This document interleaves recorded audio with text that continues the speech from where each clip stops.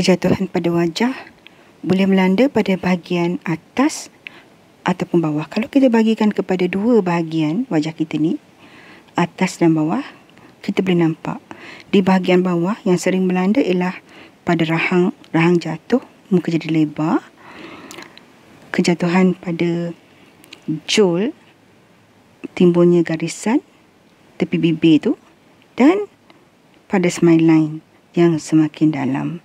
3 poin utama inilah yang membuatkan wajah nampak.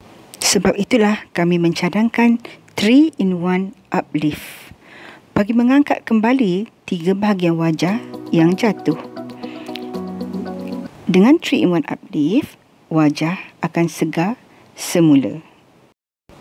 Kita mulakan dengan mengenal pasti peta wajah atau face map. Ini akan memberi gambaran tempat otot yang jatuh dan berapa banyak ia perlu dinaikkan. Selepas itu, rawatan red light dimulakan.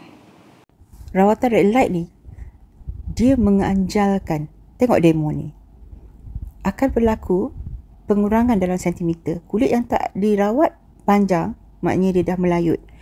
Lepas rawatan, jadi hanya 4 cm, maknanya dia dah jadi tegang dan cantik semula. Sebab tu muka nampak V-shape. Ni kita dapat tengok. Kulit yang dah dirawat tu tak boleh cubit.